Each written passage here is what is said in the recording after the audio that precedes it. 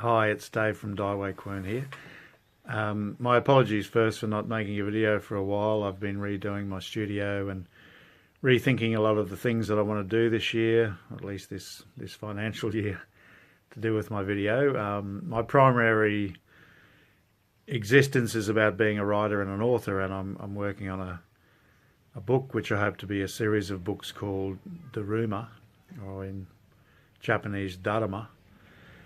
And it's essentially a lot to do with Kung Fu, as well as ninjutsu and philosophies of life and robotics and all sorts of futuristic things. But Wing Chun and these videos are very important to me. And I'd just like to ask you, my faithful watchers, if you could tell me in the comments the sort of subjects you'd like me to cover.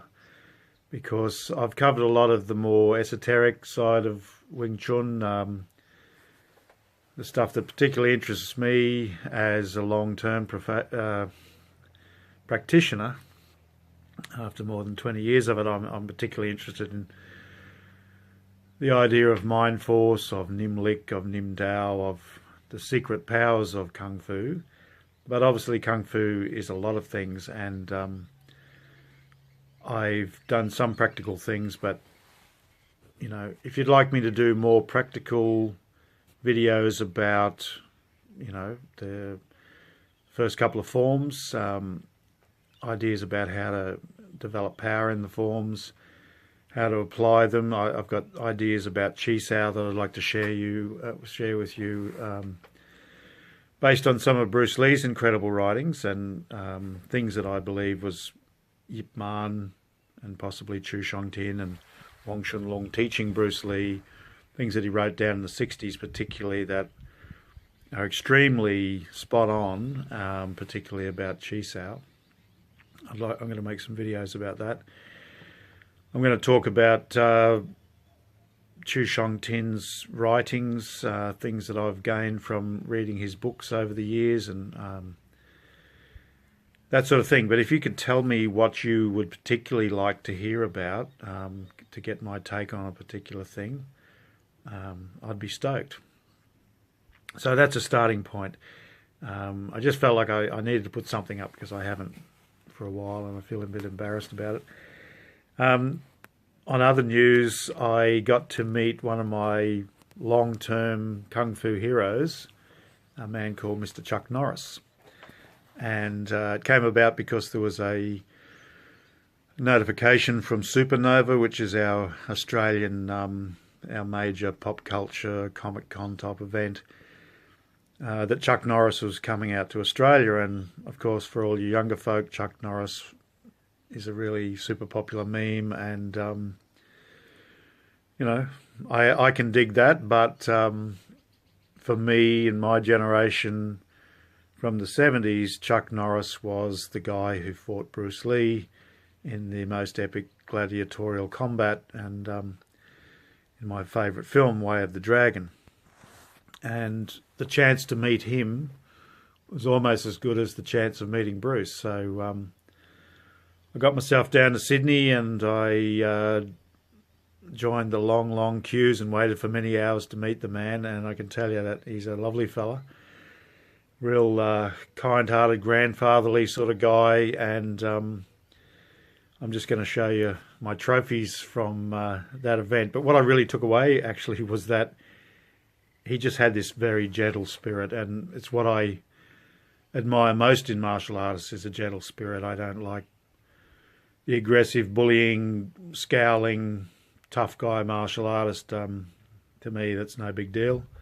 Anybody can do that. But somebody who can be very powerful and gentle and kind at the same time, that's a true martial artist, especially a true Kung Fu person. All right, so I'll just show you the my trophies, as I said. So here's me looking a bit starstruck, giving Chuck a hug. He's hugging me back, and as you would imagine if you've ever been to one of these star events, we were rushed through pretty fast. And particularly with Chuck, there was so many people wanting to see him that they pretty much didn't want us to talk to him or interact at all. But as soon as I saw him, I just felt like he was an old friend I hadn't seen for umpteen years, and I gave him a hug, and I forgot all about the photograph. So when the flash went off, I was a bit surprised, and you can see I'm just looking slightly surprised there. But Chuck's looking great. He's in his 70s. And I brought out this poster, which I bought online, believe it or not, and I couldn't believe that it was like $25. I would have paid anything for it. This is the actual poster from Brisbane that I saw back in the 1976, I guess, of Way of the Dragon, and I can remember this poster really well because I was so obsessed with Bruce, and I thought, that's not Bruce. That's not Bruce, that's Bruce Lee or Bruce Lur or something. But anyway, still looks cool, and it's from the time when Chuck saw this. He was very impressed, and his friends said, "Oh, that's a rare one, isn't it?" And Chuck said to me, "Oh, this is the actual name of it, the Way of the Dragon." In the States, we called it, or it was called Return of the Dragon, but he said this is what Bruce wanted it to be called, the Way of the Dragon. There, of course, is Mr. Chuck Norris's signature. And, we paid a bit of a premium for all these items, so I spent a little bit of money, but it was really worth it. And this is a book I've had for years. Beautiful book of pictures of Bruce. And I chose this sort of double-page spread, you might say, of Bruce and Chuck, and he signed it here for me. I was particularly stoked because it just goes really well with the gi, and I like the way Bruce has, got his arm around him and sort of directing him, talking about the shot and what they were doing, and that fight. It was. I took my dad to Way of the Dragon. It was the first Bruce Lee film he'd ever seen, and after he saw this fight, his eyes were just popping out of his head. And he was a Western boxer and a bit sceptical about this kung fu stuff. And he said to me, "Man, you're going to learn this. This is great. This is really great stuff." So yeah, that's my trophies to be framed. I've got a number of other Bruce Lee movie posters for the time, which I've either framed or getting framed, and this photo and these will go together. So that's it. I've promised in the past that I do Sifu interviews with some of the top people here in Australia, and anybody else I can get a hold of, and I do promise that that's going to happen.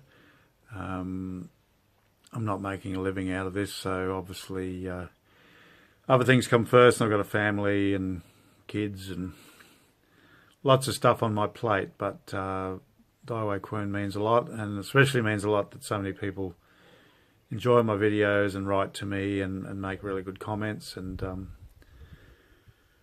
yeah, that keeps me going. All I'm here to do is add my little bit to Wing Chun knowledge online, and especially help those who are isolated, who haven't got access to a good Sifu, or maybe with a fairly junior Sifu, and they just need to get other perspectives, other input.